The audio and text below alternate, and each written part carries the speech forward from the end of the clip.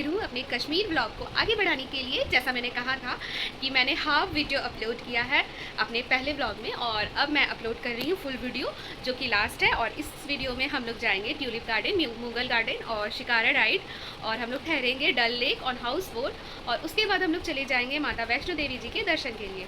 तो लास्ट आप लोगों ने देखा था, जिन्होंने मेरा कश्मीर ब्लॉग के फर्स्ट पार्ट को देखा है, उसमें आप लोगों ने लास्ट में देखा था कि हम लोग लास्ट विजिट किए हैं सोनमर्ग, जहाँ हो रही थी बहुत ही प्यारी सी स्नोफॉल। और उसके बाद हम लोग इंजॉय करने के बाद हम लोग चले गए थे अपने होटल में, और हम लोग स्टे किए थे नाइट में। और हम लोग फिर नेक्स्ट डे हमें जाना था ट्यूलिप गार्डन। तो हम लोग बहुत थक चुके थे उस दिन, ठंड भी बहुत ज़्यादा लगी थी उस दिन, तो हम लोग जाते ही रूम में सो गए थे। तो नेक्स्ट वीडियो अब हम स्टार्ट करेंगे। Next day morning tulip garden के लिए निकल रहे थे हम लोग। तो आप लोग बने रहिएगा मेरे वीडियो के साथ। अगर वीडियो अच्छा लगे तो ही प्यार दीजिएगा। तो आइए चलते हैं, हम लोग विजिट करते हैं एशिया के सबसे बड़े फ्लावर फेस्टिवल को देखने, जो कि है ट्यूलिप गार्डन। तो बताइए आप लोगों को कैसा लगा। चलिए चलते हैं। नेक्स्ट डे मॉर्निंग हम सभी रेडी होकर निकल रहे थे ट्यूलिप गार्डन के लिए। हमारी पूरी ही फैमिली रेडी थी, और ये है हमारे बालकोनी से सामने डल लेक का व्यू, जो कि बहुत ही खूबसूरत सा। और हम लोग आधे घंटे के डिस्टेंस पे हम लोग पहुंच चुके हैं ट्यूलिप गार्डन, और 10 मिनट के वॉकिंग डिस्टेंस पे हमें जाना था। और ये एंट्रेंस गेट से हमें एंट्री करने के बाद एक बहुत ही खूबसूरत सा जन्नत भरा नज़ारा देखने को मिला, जो कि आप लोग भी इंजॉय कीजिए। और ये है ट्यूलिप गार्डन का बहुत ही मनमोहक सा खूबसूरत सा नज़ारा, जो कि देखकर कोई भी दीवाने हो सकते हैं। और ये मेरे मम्मी पापा का फ़र्स्ट फेवरेट था कश्मीर जाने में, कि मैं ट्यूलिप गार्डन जाऊंगी, इसलिए हम लोगों ने इस सीज़न को चुना। और इसी सीज़न में ओनली 15 डेज़ के लिए ट्यूलिप गार्डन ओपन होती है। और ये बहुत ही खूबसूरत सी वादियाँ, उसके बीच में ये प्यारे प्यारे कलरफुल फ्लावर्स। और हम लोग यहाँ बहुत ही ज़्यादा खुश थे यहाँ पर जाके। हम लोग क्या, कोई भी लोग ये प्यारे प्यारे फूल को देखकर बहुत ही ज़्यादा खुश होंगे। और बीच बीच में बहुत ही प्यारे प्यारे झरने बनाए गए थे, जिसे देखकर बहुत ही ज़्यादा अच्छा लग रहा था। और यहाँ के पेड़ वगैरह बहुत ही अलग होते हैं, यहाँ की तरफ बिल्कुल नहीं होते हैं। और यहाँ की वेदर बहुत ही ज़्यादा और ठंडी ठंडी सी थी, कूल कूल सी थी, जो कि बहुत ही ज़्यादा अच्छी लग रही थी हमें। ट्यूलिप के फूलों को खिलाने की संख्या प्रत्येक वर्ष बढ़ाई जाती है, और ये लाखों की संख्या में होती है। हर कलर की ये पाई जाती है, जो कि बहुत ही प्यारी होती है। और ये बहुत ही खूबसूरत सा नज़ारा आप लोगों ने इस ट्यूलिप गार्डन को बहुत सारे मूवीज़ सॉन्ग्स में देखा होगा, जैसे सिलसिला और भी बहुत सारे सॉन्ग्स में। तो ये बहुत ही खूबसूरत सा नज़ारा था। फर्स्ट टाइम जब हम लोग कश्मीर गए थे, तो उस वक्त फूलों के बीच में जाकर फ़ोटो लेना अलाउ था, बट इस बार नहीं था। और प्लीज़ कोई हंसिएगा मत हमारी पहले की फ़ोटोज़ देखकर, बट जो भी था बड़ा क्यूट सा मोमेंट था हमारे लिए। ये मेरे मम्मी पापा सिलसिला के अमिताभ बच्चन और रेखा बनकर शूट कर रहे थे, तो मैं कैसे पीछे रहती।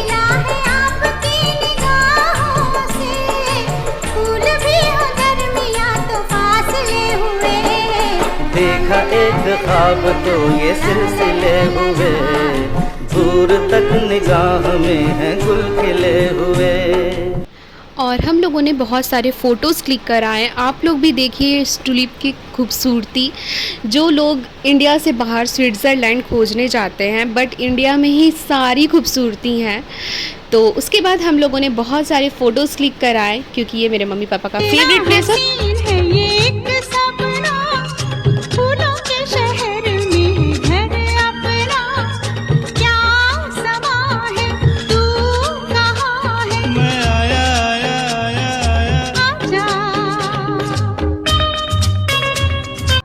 और ये मेरे मम्मी पापा भी अपना वीडियो शूट करवा कर जल्दी जल्दी रिटर्न जाने के लिए आ रहे थे। और उसके बाद हम लोगों ने ट्यूलिप को देखते हुए, खूबसूरती का एंजॉय करते हुए, हम लोगों ने एग्ज़िट गेट की तरफ जाना ज़रूरी समझा, क्योंकि हमारे 1 से 1.5 घंटे का समय पूरा हो चुका था। और इसके बाद हमें जाना था निशात बाग के लिए। तो हम लोग ये एग्ज़िट गेट की तरफ जाने लगे, और बहुत ही खूबसूरत से ट्यूलिप गार्डन को फ़ील करते हुए और टाटा बाय बाय करते हुए, और ये कहते हुए कि हम लोग जल्दी ही फिर से आएंगे। तो उसके बाद हम लोग निकल चले एग्ज़िट गेट की तरफ, और उसके बाद हम लोग को जाना था निशात बाग। तो ये हम लोग गाड़ी पे जा चुके थे, और हम लोग निकल चुके थे निशात गार्डन के लिए। अगेन हम लोग आधे घंटे के डिस्टेंस पे हम लोग पहुंचते हैं मुगल गार्डन, जिसे निशात बाग कहा जाता है। और एंट्री करने के बाद ये रहा पीछे बहुत ही खूबसूरत सा डल लेक का नज़ारा। और उसके बाद हम लोगों ने जैसे एंट्री किया, हमें सबसे पहले दिखाई पड़ता है नूरानी ड्रेस, जिसे कश्मीरी फ़िरान भी कहते हैं। इसी नूरानी ड्रेस को पहना हम लोगों ने, वेयर करके हम लोगों ने एल्बम के लिए भी फ़ोटोशूट करवाया और उसके बाद हम लोगों ने अपने फ़ोन से फ़ोटोज़ और रील्स बनाए काफ़ी सारे। ये स्टार्ट हो गई थी हमारी फ़ोटोशूट की प्रक्रिया। बहुत सारे फ़ोटोज़ क्लिक कराने के बाद हमने बनाया रील्स, जो आप भी इंजॉय कीजिए।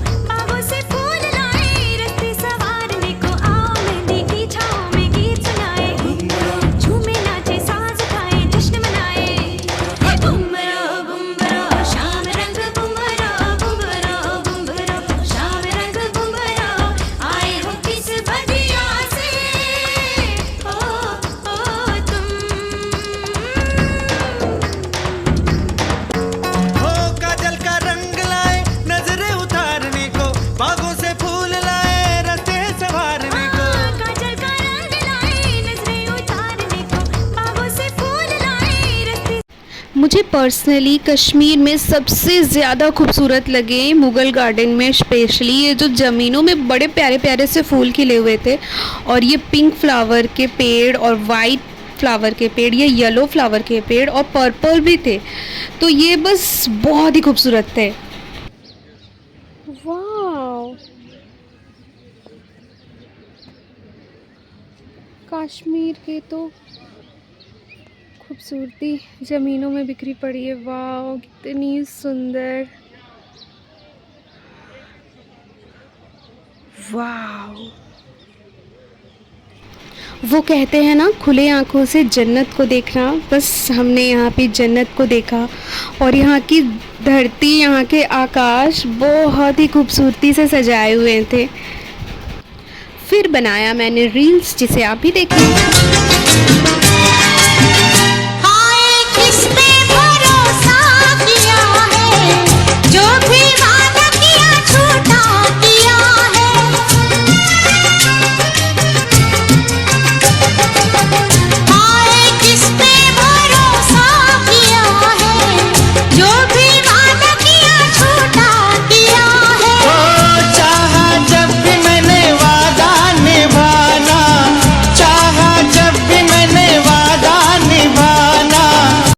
ज़्यादा फ़ोटो वीडियो ना करते हुए मैंने इस जगह की खूबसूरती को एहसास करना ज़्यादा ही बेटर समझा और यहाँ के फूल को हम लोग इस तरह से इस्तेमाल कर रहे थे।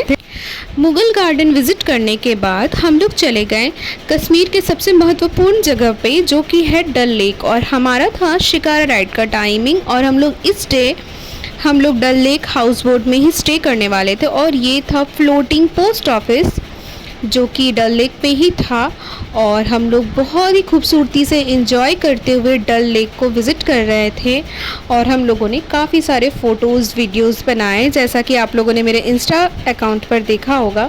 सोचो के झीलों का शहर हो, लहरों पे अपना एक घर हो, हम जो देखें सपने प्यारे सच हो सारे, बस और क्या। ये चांद सा रोशन चेहरा, जुल्फों का रंग सुनहरा, ये झील सी नीली आंखें, कोई राज है इनमें गहरा। तारीफ करूं क्या उसकी जिसने तुम्हें बनाया। उसके बाद यहाँ आए थे होम डेकोर के लिए बहुत सारी चीज़ें बेचने, जिसे हम लोगों ने ख़रीदा। और ये वही डल लेक है जो विंटर के सीज़न में पूरी फ्रीज़ हो जाती है और लोग इसके ऊपर फुटबॉल वगैरह खेलते हैं यहाँ के लोग। और इसमें दिखने वाले सारे हाउस बोट अखरोट की लकड़ी के बने होते हैं, जिसकी प्राइस लगभग 3 करोड़ रुपए से शुरुआत होती है। और ये है डल लेक में बहुत ही खूबसूरत सा फ्लोटिंग मार्केट, जो कि यहाँ मीना बाज़ार लगती हैं और हम लोग इसके बाद जाने वाले थे मीना बाज़ार शॉपिंग करने के लिए। और ये बहुत से प्यारे प्यारे से शिकारे से लोग घूमते हुए, सारे टूरिस्ट। हम लोग भी बहुत देर तक शिकारे पे हम लोगों ने भी राइड किया। उसके बाद हम लोगों ने खाया फ्रूट चाट, जो कि कश्मीर में ही डल लेक में ही लोग सेल करने आते हैं। डल लेक पे ही सभी कुछ ये लोग सेल करते हैं और इन लोगों की स्कूल, इन लोगों की पूरी लाइफ, इन लोगों की खेती वगैरह सभी कुछ डल लेक पे की जाती है। और ये जो आप लोग सामने चेयरफुल चार्ली हाउस बोट देख रहे हैं, इसी पे शूट हुई थी मिशन कश्मीर मूवी की। और ये हम लोग जा रहे थे मीना बाज़ार की ओर। शाम बढ़ती चली जा रही थी और ठंड भी साथ ही बढ़ रही थी। मैं बता दूं कि डल लेक के बैक साइड पे लगती है मीना बाज़ार और ये एक फ्लोटिंग मार्केट है जिसे नीचे से खींचकर एक जगह से दूसरे जगह ले जाया जा सकता है। जैसे ये सारे स्टॉल्स वगैरह ये फ्लोटिंग है, इसे नीचे से कहीं पर भी ले जाया जा सकता है और ये सारी पानी पे ही रहती है। उसके बाद हम लोगों ने इंजॉय किया हॉट चॉकलेट और कश्मीरी कहवा। इसे बनाने की मैं प्रोसेस देख रही थी, बट जो भी वो प्रोसेस बहुत टफ़ थी, बट मुझे पर्सनली कश्मीरी कहवा जो कि बहुत ज़्यादा फेमस है, मुझे उतनी ज़्यादा पसंद नहीं आई, बट फिर भी ट्राई तो करना था। और ये है कश्मीरी कहवा। तो आप लोग भी अगर कश्मीर जाते हैं तो कश्मीरी कहवा ज़रूर ट्राई करें। इसके बाद हम लोग मीना बाज़ार की ओर आगे बढ़ने लगे और हम लोग पहुंच जाते हैं बहुत ही खूबसूरत से मीना बाज़ार। और ये हमारे ग्रुप के अंकल आंटी उतर रहे हैं शॉप पे। हम लोगों ने भी शॉप में जाकर बहुत ही ज़्यादा शॉपिंग किया यहाँ पर। और आप लोग भी आए तो मीना बाज़ार से ज़रूर शॉपिंग करें, क्योंकि ये कश्मीर में बहुत ही ज़्यादा फेमस है, मार्केट है। और यहाँ पे आप लोग पश्मीना की शॉपिंग ज़रूर करें। पानी के ऊपर शॉपिंग करना ये बहुत ही अलग एक्सपीरियंस था हमारे लिए और बहुत ही खूबसूरत लगा हमें यहाँ का मार्केट। और यहाँ के प्राइस वगैरह भी ठीक है, आपके बजट में ही होंगे। अगर आप लोग केसर और ड्राई फ्रूट्स खाना पसंद करते हैं तो आप लोग इस शॉप से शॉपिंग कर सकते हैं। यहाँ बेस्ट क्वालिटी के केसर और ड्राई फ्रूट्स मिलते हैं। इसके बाद हम लोगों ने कश्मीर हेरिटेज से भी शॉपिंग किया, क्योंकि वहाँ पे कश्मीरी कढ़ाई बहुत ही खूबसूरत मिलती है। तो आप लोग भी आए तो कश्मीरी कढ़ाई और पश्मीना वगैरह की शॉपिंग, विंटर वेयर्स की शॉपिंग ज़रूर कर सकते हैं डल लेक मीना बाज़ार से। उसके बाद शॉपिंग काफ़ी देर करने के बाद हम लोग वापस अपने शिकारे पर बैठकर फ्रंट साइड की ओर जाने लगे। होम डेकोर की भी चीज़ें यहाँ बहुत ही ज़्यादा खूबसूरत मिल रही थी। इसके बाद जैसा कि मैंने कहा कश्मीर हेरिटेज से हम लोगों ने शॉपिंग किया। उसके बाद हम लोग शिकारे पे बैठकर वापस फ्रंट साइड की ओर जाने लगे, क्योंकि हमें जाना था हमारे हाउस बोट पे, क्योंकि हमारा आज का स्टे हाउस बोट पे ही था। और ये हम लोग आ गए अपने हाउस बोट पे और हमारे हाउस बोट का नाम था हाउस बोट आर्गोनेट। और यहाँ की सर्विस बहुत ही ज़्यादा खूबसूरत सी है, बहुत ही ज़्यादा अच्छी थी। इस दिन थक जाने की वजह से हम लोगों ने डिनर किया, जो कि हाउस बोट में ही अरेंज किया गया था, और फिर हम लोग सो गए। और नेक्स्ट मॉर्निंग मैंने वीडियो शूट किया हाउस बोट का, जो आप लोग भी देखें। और नेक्स्ट डे मॉर्निंग अजान की आवाज़ के साथ बहुत ही खूबसूरत सी सुबह हुई थी, जो हमारी डल लेक की सबसे बेस्ट मॉर्निंग थी। और ये है मॉर्निंग व्यू डल लेक का। अनफॉर्चुनेटली डल लेक के बहुत सारे वीडियोस मेरे पास से डिलीट हो गए थे। आइए मैं ले चलती हूँ आप लोगों को अपने हाउस बोट के टूर पे। ये था हमारा खूबसूरत सा हाउस बोट आर्गोनेट। और इसके बाद मैं दिखाती हूँ इसके अंदर की सारी सर्विसेज। ये है इसके बाहर से व्यू। और इसके बाद ये आता है बड़ा सा हॉल रूम, जहाँ मेरी मम्मी यहाँ के सर्विसमैन से बहुत कुछ डिस्कस कर रही थी यहाँ के बारे में। और ये जो सामने आप सिल्वर कलर की देख रहे हैं, इसमें अंगार जलती है जब डल लेक फ्रीज़ हो जाती है तब। और ये है डाइनिंग एरिया, यहाँ पे लंच और डिनर के लिए बुलाया जाता है गेस्ट को। और बहुत ही खूबसूरत सी अखरोट की लकड़ी की कारीगरी थी। और इस साइड से हम लोग जाते हैं अपने रूम के साइड। और ये फर्स्ट वाला रूम था हमारी फैमिली का, इसमें हमारी फैमिली ठहरी हुई थी। और ये सेकंड रूम हमारे ही ग्रुप मेंबर का था। और ये बाहर का नज़ारा। और ये रहा मेरी दीदी का रूम। और ये है यहाँ का हॉल रूम, बहुत ही खूबसूरत सा। जैसा कि मैंने पहले भी बताया कि हाउस बोट पे स्टे वाले दिन का वीडियो मेरे जीजू के पास था और उनके फ़ोन से सारा डिलीट हो गया, जिस वजह से हम सभी बहुत ज़्यादा सैड थे। तो हम लोग इस दिन हाउस बोट पे स्टे किए और इसके नेक्स्ट मॉर्निंग हम लोग निकल गए थे श्री माता वैष्णो देवी कटरा जाने के लिए। तो आइए चलते हैं कश्मीर घूमने के बाद हमारे फेवरेट प्लेस पर, जो कि है माता वैष्णो देवी जी के दर्शन के लिए। तो हम लोग डल लेक से निकल चुके थे और उसके बाद हम लोग जाने वाले थे 8 घंटे का लंबे सफ़र को तय करके श्रीनगर से रिटर्न कटरा बाय बस। तो चलिए चलते हैं, तो आइए देखें। 8 घंटे के लंबे सफ़र को तय करने के बाद हम लोग पहुंच जाते हैं कटरा और ये रहा त्रिकुटा पर्वत, बहुत ही खूबसूरत सा। और हमें ले जाया जाता है सबसे पहले हमारे होटल में, और ये रहा हमारा होटल। और इस होटल का नाम था पुष्प विला। ये यहाँ की सर्विस बहुत ही ज़्यादा बेस्ट है, अगर आप लोग चाहें तो यहाँ ठहर सकते हैं। और ये मिला था हमारे फैमिली को ये रूम बड़ा सा, और यहाँ खिड़की से दिखता था त्रिकुटा पर्वत, बहुत ही खूबसूरत सा। हम लोग रूम में फ़्रेश होने के बाद निकल गए।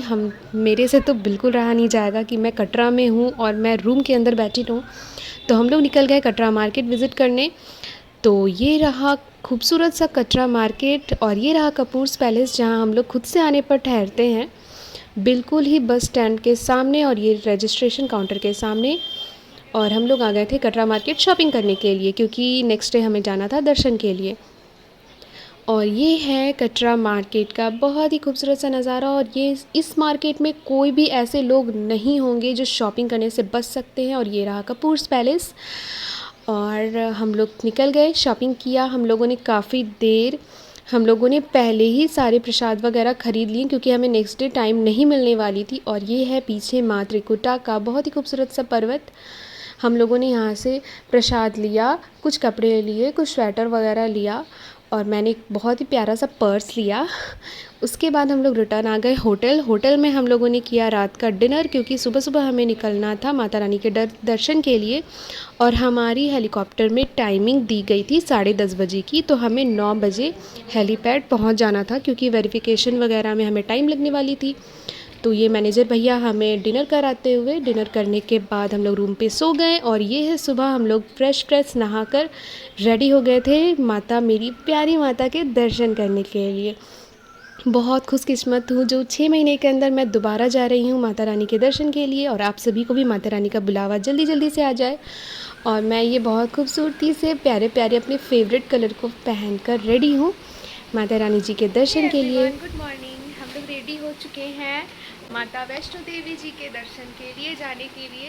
तो अब हम लोग अपने होटल से निकलने वाले हैं। मैं यहाँ सोच रही थी कि आप लोगों को दिखाऊं त्रिकुटा पर्वत, बट बहुत ही ज़्यादा धूप होने की वजह से मैं नहीं दिखा पाई पर्वत की ओर। तो अब हम लोग निकलेंगे और जाएंगे हेलीपैड, वहाँ से लेंगे हेलीकॉप्टर और हम लोग निकलेंगे दर्शन के लिए। तो अब मिलते हैं हेलीपैड पे, बाय। और ये हम लोग माता रानी के जयकारे के साथ निकल चुके हैं अपने रूम से।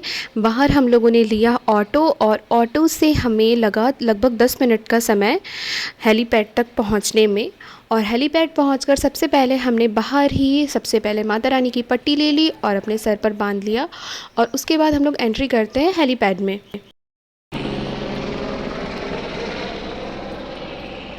हेलीपैड में एंट्री करते ही साथ ही सबसे पहले हमें लेना था रजिस्ट्रेशन काउंटर से जाकर अपना रजिस्ट्रेशन आईडी कार्ड। और उसके बाद हम लोग चले गए वेटिंग रूम में, थोड़ी देर वेट करने कहा गया। और उसके बाद हमें करवाना था अपनी टिकट का वेरिफिकेशन करवाने के बाद हम लोगों ने थोड़ी देर वेटिंग रूम में वेट किया। उसके बाद हम लोगों ने जाकर करवाया वेरिफिकेशन, और उसके बाद मिलता है हमें हमारा बोर्डिंग पास। तो बोर्डिंग पास मिलने के बाद, जो कि मिला मुझे ही क्योंकि मैं थी फर्स्ट नंबर पे, तो हम सभी का बोर्डिंग पास मिलने के बाद यहाँ की सिस्टम ये है कि हमें यहाँ पे एक बैटरी कार के द्वारा ऊपर हेलीपैड तक ले जाया जाता है। तो ये हम लोग बैठ चुके थे बैटरी कार में और हम लोग जा रहे थे ऊपर हेलीपैड की ओर। और वहाँ उतरने के बाद हम लोग चले गए अगेन वेटिंग रूम में वेट करने। यहाँ ऊपर आप लोग देख सकते हैं कि 44 नंबर दिखाई जा रही है, और हमारी स्क्रीन पे नंबर आने वाली थी 46 नंबर पे हम लोग जाने वाले थे। तो हम लोग वेट कर रहे थे, थोड़ी देर के बाद ही हमारा नंबर आ गया। बट अनफॉर्चुनेटली यहाँ कैमरा अलाउड नहीं है हेलीकॉप्टर में, तो सब कुछ सबमिट कर लिया गया। बट मैंने थोड़ा बहुत शूट किया, जो आप लोग देख सकते हैं। यहाँ 2 तरह की हेलीकॉप्टर सेवा चलती है, एक है ग्लोबल वेक्ट्रा और एक है हिमालयन। तो हमारी बुकिंग हिमालयन में थी। लगभग 5 से 7 मिनट के सफ़र को तय करके हम लोग पहुंच गए थे कटरा सांझी छत। ये है कटरा हेलीपैड की फ़ोटोज़। सांची छत के लिए जो हेलीकॉप्टर लिए थे हम लोग सांची छत हेलीपैड पे उतर चुके हैं। वहाँ कैमरा अलाउड ना होने की वजह से कुछ भी नहीं कर पाए हम लोग वीडियो। तो अभी हम लोग वेट कर रहे हैं, हमारी आधी फैमिली आई है और आधी आ रही है। तो यहाँ से 3 किलोमीटर बचता है भवन का रास्ता। तो अब यहाँ से हम लोगों को 3 किलोमीटर की चढ़ाई करनी है। और ये है हम लोग सांची छत हेलीपैड पे। यहाँ से हमें 3 किलोमीटर की और चढ़ाई नहीं करनी है। यहाँ से उतरने का रास्ता है, हमें उतरना है और भवन की ओर 3 किलोमीटर। तो हम लोग वेट कर रहे हैं हमारी फैमिली की, वो लोग आएंगे तो हम लोग चलना स्टार्ट करेंगे। जय माता दी। सभी लोगों के आने के बाद हम लोग माता रानी के जयकारे लगाते हुए निकल चुके थे भवन की ओर, जिसे हमें जाने में लगभग आधे घंटे का टाइम लगा, क्योंकि 3 किलोमीटर मात्र शेष उतरना था। तो उतरने में ज़्यादा प्रॉब्लम नहीं होती है। तो हम लोग इजीली बहुत हंसी खुशी एंजॉय करते हुए एक न्यू जर्नी को हम लोग उतरे माता रानी के भवन की ओर। और ये हम लोग हर कदम पे माता रानी का शुक्रिया करते हुए कि माता रानी ने अपने दरबार, अपने दर्शन के लिए हमें बुलावा भेजा।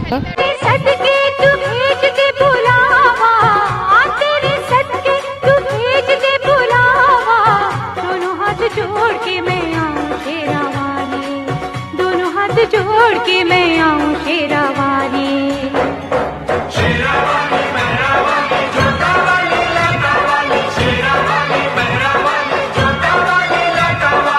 भवन की ओर प्रस्थान करते हुए 3 किलोमीटर का पैदल सफर। बहुत ही सुहाना मौसम, बहुत ही अच्छी सी वाइब यहाँ पे, बहुत पॉजिटिव फीलिंग आ रही है।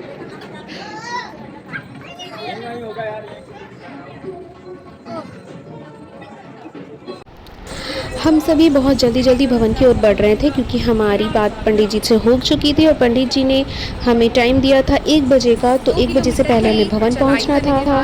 1 किलोमीटर शेष बचे हैं भवन पहुंचने में। तो हम लोग पूरी रफ्तार से अपने टाइम पर पहुंचने के लिए चलते हैं आगे। ये हम लोग पहुंच गए हैं माता रानी के भवन के बिल्कुल नज़दीक ही। यहाँ से भवन पूरी स्पष्ट दिख रही है और यहाँ नवरात्रि की सजावट भी हो रही है। अच्छा है। हाँ, तुम भी ले लो। बहुत ही सुंदर नज़ारा है यहाँ से माता रानी के भवन का। बस अब थोड़ी देर शेष चलना है, उसके बाद हम लोग दर्शन के लिए लाइन पे लगेंगे। ये हम लोग पहुँच गए हैं भवन के बिल्कुल नज़दीक ही। यहाँ से भवन पूरी अच्छे से स्पष्ट दिख रही है। बस अब थोड़ी देर शेष चलाई है हमारी, उसके बाद हम लोग लाइन पे लगेंगे, पंडित जी से मुलाकात करते हुए दर्शन करेंगे, उसके बाद भैरव घाटी के लिए निकलेंगे। और अब हम लोग पहुंच चुके थे माता रानी के भवन पे। यहाँ पे बहुत ही ज़्यादा भीड़ थी नवरात्रि के कारण।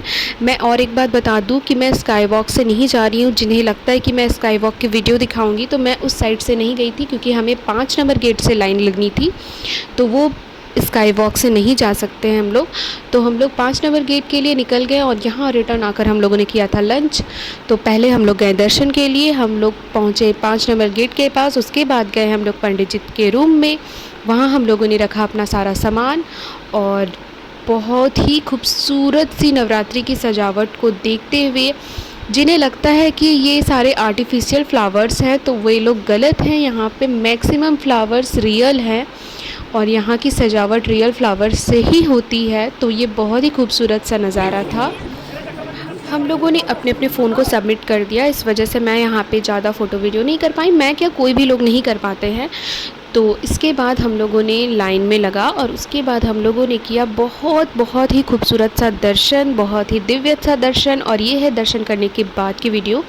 इस वक्त हमें अपना फ़ोन मिल चुका था और हम लोग जाने वाले थे भैरवनाथ जी के दर्शन के लिए। और ये हम लोग आ गए हैं रोपवे के लिए लाइन पे। यहाँ भी लाइन पे बहुत ज़्यादा भीड़ थी। तो कुछ देर लाइन पे रुकने के बाद हमें मिलती है रोपवे की टिकट और हम लोग जाते हैं बाबा भैरवनाथ जी के दर्शन के लिए। काफ़ी देर वेट करने के बाद हमारी बारी आती है और हम लोग जाते हैं बाई रोपवे भैरवनाथ जी के दर्शन के लिए। और दर्शन करने के पश्चात हम लोग थोड़ी देर वहाँ पर रुककर वापस हम लोग नीचे आने वाले थे। तो ये हम लोग जा रहे हैं रोपवे के द्वारा बाबा भैरवनाथ जी के दर्शन के लिए, जहाँ बहुत ज़्यादा भीड़ थी नवरात्रि की वजह से। और हमें रोपवे के लाइन में भी काफ़ी देर लेट हो चुकी थी। तो ये हम लोग जा रहे हैं बाबा भैरवनाथ जी के दर्शन के लिए। बहुत ही खूबसूरत सा माता रानी के भवन का नज़ारा, माँ भगवती की कृपा आप सभी पे बनी रहे। और ये हम लोग पहुँचते हैं बाबा भैरवनाथ जी के मंदिर पे, और बहुत ही ज़्यादा भीड़ होने के वजह से मैं अगेन वीडियो फ़ोटो ज़्यादा नहीं कर पाई। और इस वक्त हम लोग दर्शन कर रिटर्न आ रहे थे भैरवनाथ जी के। आप लोगों ने जिन्होंने मेरा पहले भी वैष्णो देवी का व्लॉग देखा है वे लोग ये नोटिस किए होंगे कि मैं जाते वक्त वीडियो शूट करती हूँ, बट आते वक्त मैं नहीं कर पाती हूँ, क्योंकि मैं बहुत ही ज़्यादा रफ्तार में उतरने की कोशिश करती हूँ। क्योंकि अगर मैं स्लो चलूँगी और वीडियो शूट करते चलूँगी तो मुझसे नहीं हो पाएगा कि मैं उतर पाऊँ उतने लंबे रूट पर। तो मैं बहुत ही ज़्यादा स्पीड में चलते हुए आती हूँ, तो इस वजह से मैं रिटर्न के टाइम में वीडियो शूट नहीं की। हम लोग भैरवनाथ दर्शन किए और उसके बाद हम लोगों की बैटरी कार बुक थी, बट हम लोग बहुत लेट उतरे भैरवनाथ से। तो हम लोगों को नेक्स्ट टाइमिंग दी गई थी रात के 8 बजे की। तो हम लोगों ने सोचा कि इतने दिन में तो हम लोग हाफ रूट चल ही लेंगे, तो फिर हम लोग निकल चुके थे पैदल ही। तो पैदल मेरे मम्मी पापा चल ही रहे थे, हमारी फैमिली चल रही थी, पर मैं हमेशा की तरह मैं बचपन से ही वैष्णो देवी अकेले ही नीचे उतर जाती हूँ, क्योंकि मैं स्लो नहीं चल पाऊँगी सबके साथ, क्योंकि उस तरीके से मेरी हालत और ज़्यादा ख़राब हो जाएगी। इसलिए मैं एकदम स्पीड, और मैं इस बार सीढ़ियों के रास्ते से उतरी थी तो मेरी बैंड बहुत ज़्यादा बच चुकी थी। तो भैरवनाथ दर्शन करने के बाद हम लोग स्पीड पे निकल चुके थे, और उसके बाद मैं इस बार रिकॉर्ड ब्रेक कर दी अपना, क्योंकि हम लोग 7 बजे चलना स्टार्ट किया ऊपर रिटर्न आने के लिए। माता रानी के भवन से 7 बजे हम लोग रिटर्न आना स्टार्ट किए, और मैं अकेले 9 बजे रात मैं नीचे ऑटो स्टैंड आ गई थी। तो ये मेरे लिए बहुत बड़ा रिकॉर्ड था कि मैं 2 घंटे में नीचे आई, और उसके बाद तो मेरी जो स्थिति थी मेरे पैर की वो मैं ही जान रही थी। तो उसके बाद हमारी यात्रा ख़त्म होती है, हम लोग नीचे उतरे, फिर रूम पर गए, रूम पर रेस्ट किए। हमारी नेक्स्ट डे दोपहर में हमारी ट्रेन थी, तो हम लोग फिर ट्रेन लिए दिल्ली आए। दिल्ली में हम लोगों ने थोड़ा बहुत शॉपिंग किया, और उसके बाद हम लोग वापस आसनसोल आ गए। तो ये था हमारा कश्मीर का ट्रिप, जो आप लोग देखें और इन्जॉय करें। जैसा कि मैंने कहा, मैं ये उतर चुकी थी ऑटो स्टैंड पे और अपने फैमिली का वेट कर रही थी। मैं यहाँ सो चुकी थी, क्योंकि मेरे मम्मी पापा उतरे हैं रात के 11 बजे। तो मैं बहुत ही ज़्यादा थकान के साथ यहाँ पर बैठे बैठे सो रही थी, सबका वेट करते हुए। और बहुत सारे यात्री जाते हुए और आते हुए सभी को देख रही थी। और ये था त्रिकुटा माता का बहुत ही खूबसूरत सा पर्वत, और यही आशा कर रही थी कि दोबारा माँ फिर से बुलाए। उस नाइट हम लोगों ने रूम पर जाकर रेस्ट किया, और नेक्स्ट डे दोपहर हमारी ट्रेन थी कटरा से वापस दिल्ली के लिए। तो हम लोग ये निकल चुके थे कटरा से माता रानी के पर्वत को नमस्कार करते हुए, और यही उम्मीद करते हुए कि माँ जल्द से जल्द दोबारा बुलाए हमें दर्शन के लिए। एवरीवन, आप लोगों ने देखा कि हम लोग कश्मीर में कितना ज़्यादा एंजॉय किए हैं, और अगर आप लोगों को अच्छा लगा तो आप लोग भी ज़रूर कश्मीर विज़िट करने जाएं। और मेरी एक सजेशन है कि अगर कश्मीर जाते हैं और फैमिली लेकर जाते हैं तो आप लोग पैकेज टूर पे ही जाइए, क्योंकि पैकेज में बहुत ज़्यादा ही सेफ्टी होती है और बहुत कुछ की सुविधाएं होती हैं। अगर आप फैमिली लेकर जा रहे हैं तो आपको किसी भी चीज़ की हेडेक नहीं लेनी पड़ती, आप लोगों को बस रेडी होना है और इन्जॉय करना है। तो मेरी ये सजेशन है कि अगर कश्मीर जाते हैं तो आप लोग पैकेज टूर पर ही जाइए। और मैं ये कामना करती हूँ और माता रानी से गुहार लगाती हूँ कि माता अपने दिव्य दर्शन के लिए अपने दरबार हमारे पूरे परिवार को एक साथ हर बरस बुलाती रहे। और मैं बहुत ही ज़्यादा भाग्यशाली हूँ कि मैं 6 महीने में 2-2 बार माता रानी के दर्शन के लिए गई, और आप लोगों को भी माता रानी का बुलावा आए, आप सभी अपने परिवारजनों के साथ माता रानी के दिव्य दरबार में दर्शन के लिए जाइए। तो चलिए मैं अपना ब्लॉग ख़त्म करती हूँ, और मिलते हैं अब एक लंबे से ब्रेक के बाद और बहुत ही न्यू ब्लॉग्स और बहुत ही न्यू वीडियोस के साथ। तो तब तक के लिए अपना ध्यान रखें, सभी खुशी से रहें, अपने फैमिली का ध्यान रखें। जय माता दी, जय माता दी।